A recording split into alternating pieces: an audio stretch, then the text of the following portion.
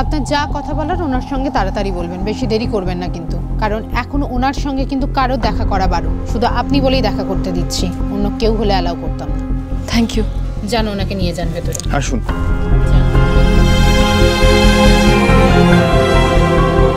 শুনছেন, আপনার সাথে একজন দেখা করতে এসেছেন।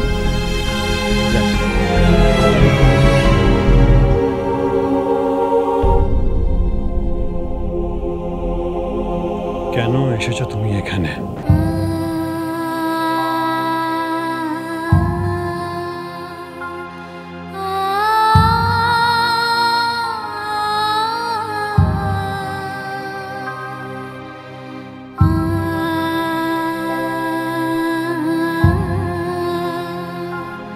আবির,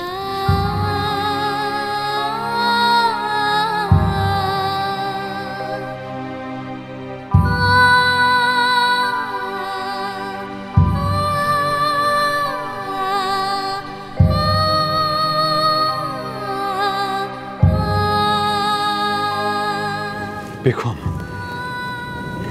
তুমি কেঁদো না বেগম। তুমি ভেঙে পড়লে কি করে হবে? এখন আমার জীবন শুধুমাত্র তোমার হাতে।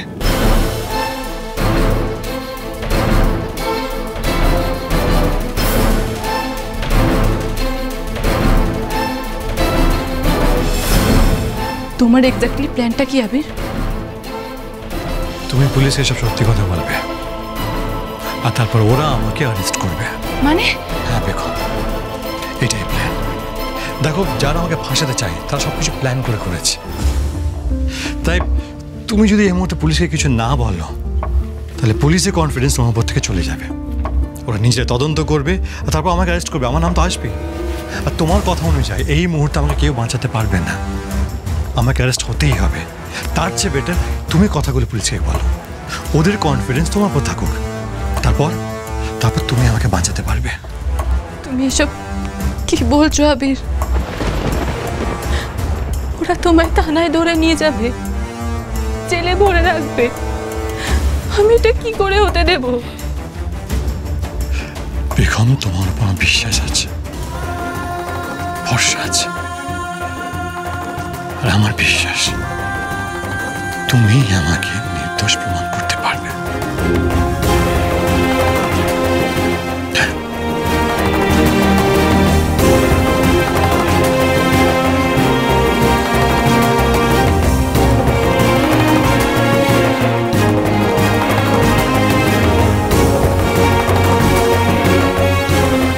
পারবে না?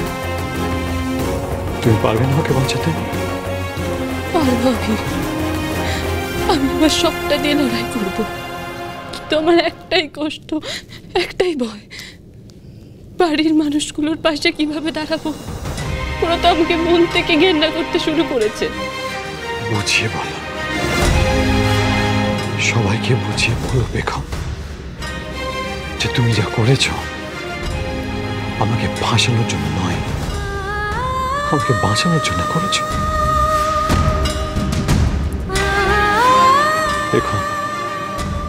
বেগম, এই মুহূর্তে আমি তোমার কাছে নেই ঠিকই, কিন্তু তোমার পাশে আছি, সব সময় আছি।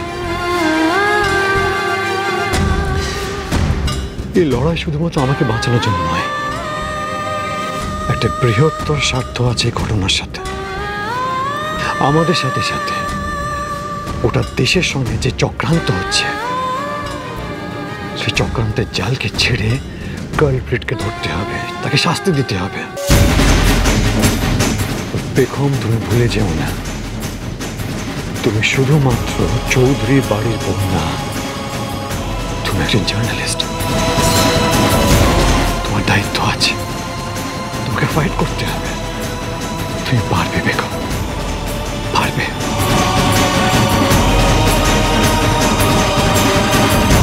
আর তোমার প্রতি আমার সেই বিশ্বাস আছে।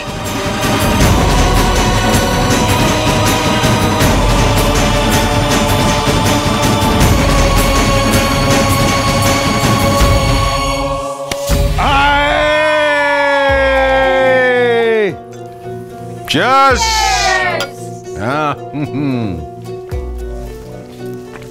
মিউজিক!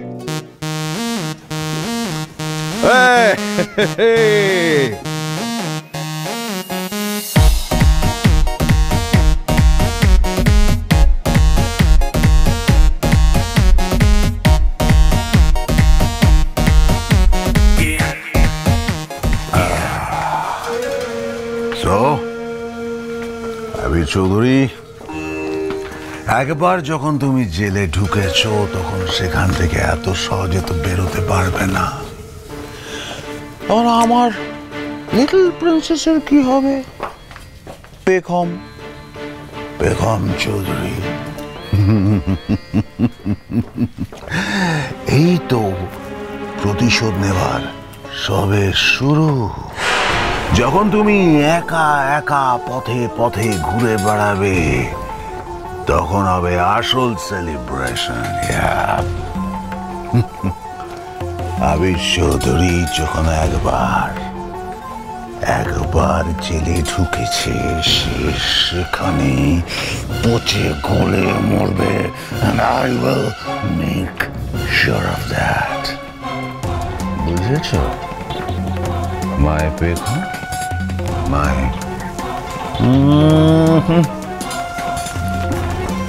little princess बेचारी Begum.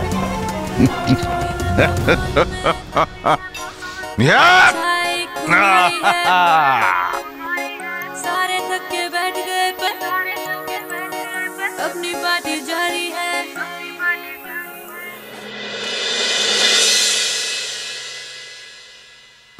উকিল বাবু, আমার ছেলেকে যেভাবে হোক আপনাকে বাঁচাতে হবে। কিন্তু দেখুন, আবির চৌধুরীর এগেনস্টে দেশের নিরাপত্তা কম্প্রোমাইজ করার অভিযোগ, সেখান থেকে বাঁচা খুব একটা সহজ বলে মনে হচ্ছে না।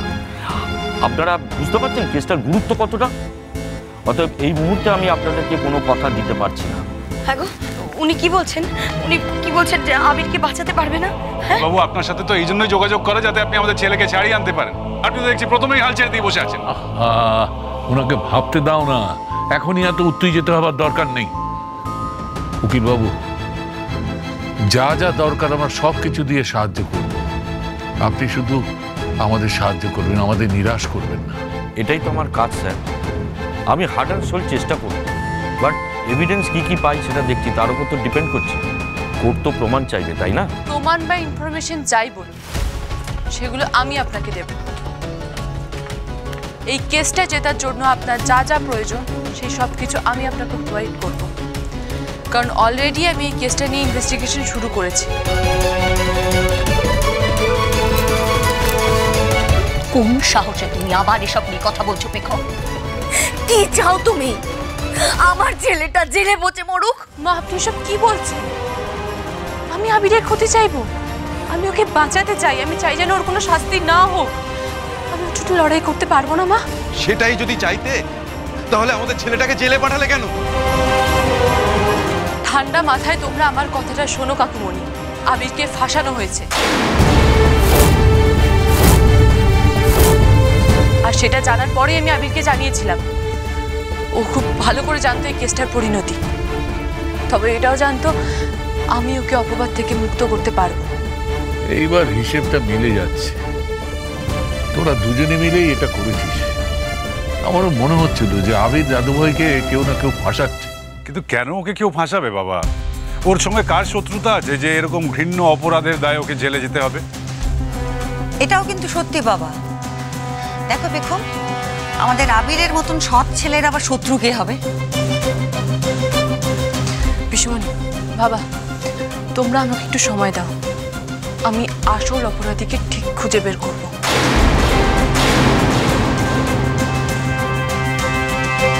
কান খুলে শুনে রাখো বেগম, তুমি আমার ছেলের ধারে কাছে একদম যাবে না, আর এই কেসের ব্যাপারে একদম নাক গলাবে না বলে দিলাম। মা, আমি তো আবিরের ভালো চাইতে হবে না আমার ছেলের।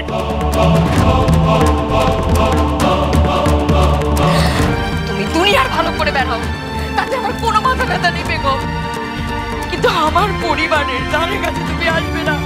তুমি আমার পরিবারের জন্য যা যা করেছো তাতে সর্বনাশ ছাড়া কিচ্ছু হয়নি, কিচ্ছু না।